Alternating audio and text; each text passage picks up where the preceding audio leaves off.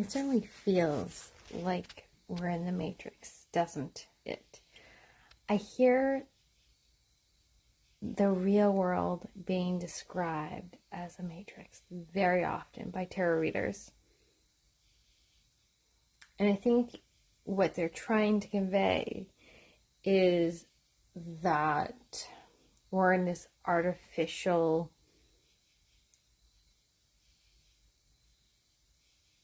stimulation. No, sorry, not stimulation. Sorry, but we're in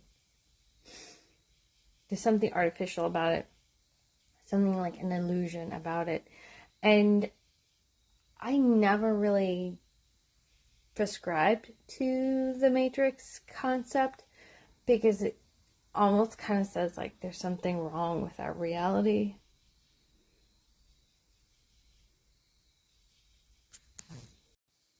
Maybe, just maybe, the reality we're in is just a rhythm. Maybe there's different shades to it. Maybe there's a little magic in it. And I know being in this world is confusing. It is definitely confusing. And being human is definitely part of that. You have to experience the messy. And I think that's the reason I don't like the Matrix concept of how to describe the confusing nature of humanity. It's not artificial. It's not like how it is in the Matrix, in the movie, where we're all plugged in. If you can count our phones, and yes, we're all plugged. Most of us are plugged into our phones. That's as close to the Matrix you're gonna get. And I do understand why they're using that term, because they want people to awaken. They want people to grasp the fact that there's some things in our minds that feel real. And when we separate ourselves from an illusion of fear, the illusion of pain and suffering being forever, yes, we should separate ourselves from that, but it's not the Matrix. It's almost like we have to separate ourselves from discomfort, separate ourselves from so many things that are important. I mean, like, look at this. You're going around and around and around and around and around and around and around and around, and that's dizzying. That's exhausting. But have you ever done that, going around and around and around and around? You're like, whoa!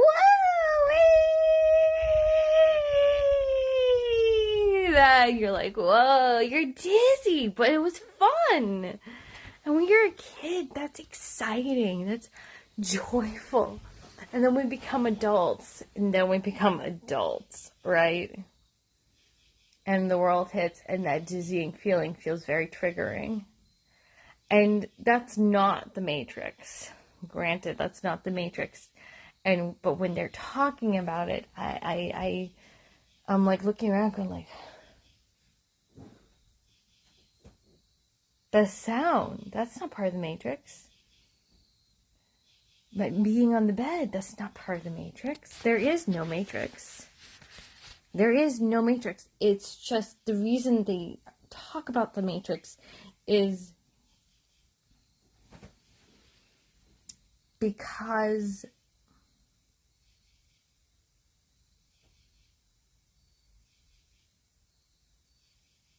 it is difficult to grasp things sometimes.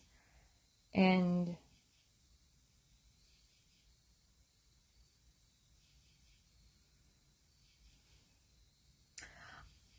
honestly, there's no good reason to use the Matrix as a way of describing this world. We're in it. We're in it to experience it, to feel it. I understand why they're using it, because they want people to awaken. But when you awaken, you realize there was no Matrix. There was no Matrix. And when you awaken, you also to realize there are stages of awakening.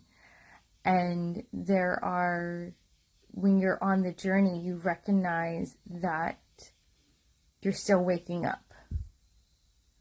If anything, and even this isn't a good fit for what we're going through, but I would say a better term is you're starting to waken up. You were in a dream world, and a lot happened in the dreamscape, and it was dizzying and confusing, and occasionally you would wake up briefly and then you go back to sleep, and then you start waking up.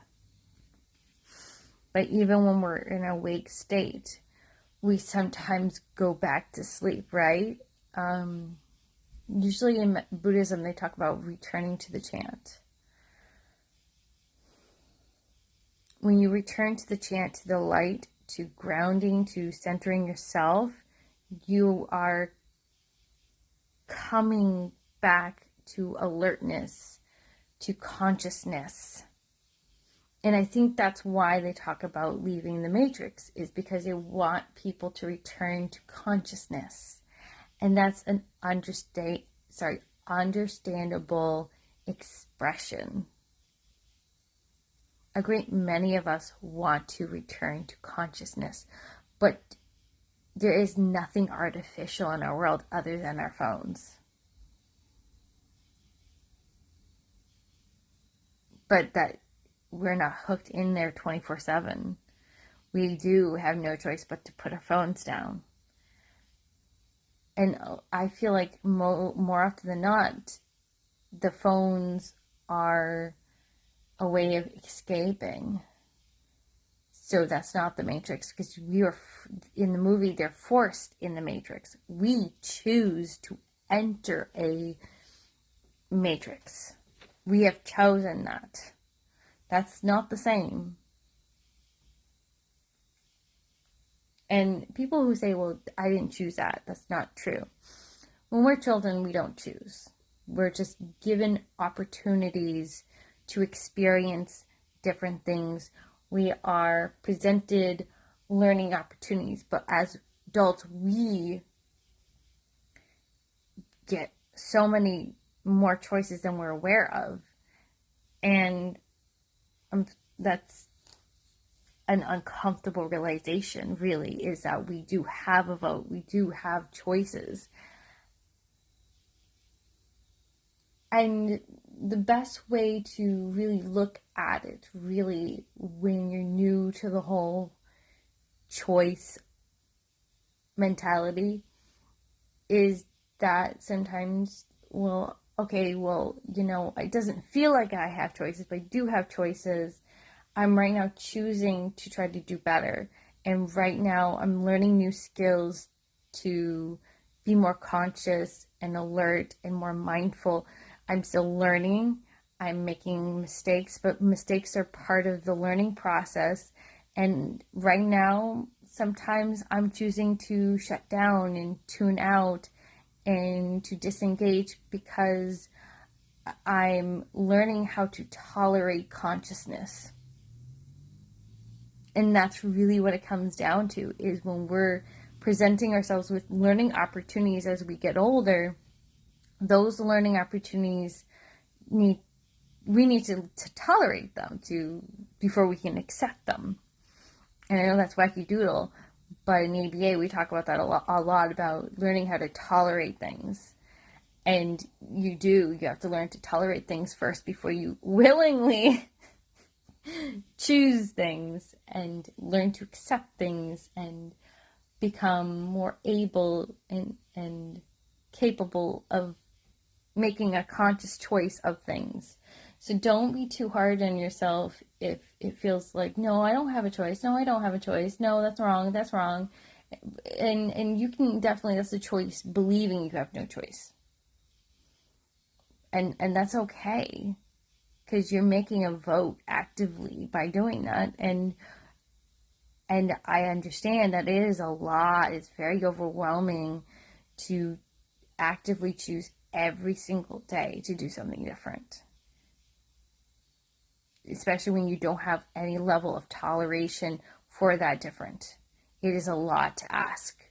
And so I just remind people to start where you're at and slowly adjust to a new way of doing things instead of forcing yourself to go full extreme, because if you go full extreme, you're not going to have a fun time. It's gonna like just cut yourself some slack. That is a choice. Is cutting yourself some slack, and starting small is a choice. And another good, perfectly wonderful choice is recognizing that you are human and you're just trying your best. That is a choice to be compassionate to yourself. Okay, guys. So if you have liked anything I've shared and you're really into my personal approach to wellness, I do have services for it's. So I am an intuitive wellness guide, not a coach, a guide, because I am teaching you how to help yourself. I'm helping you explore a process to help yourself. I am helping you explore skills and tools. I am not a therapist. I'm not a doctor. I'm not a life coach. I'm none of those things. All choices are your own. So when you take up my services, you do have to sign. You have to give up the finger pointing.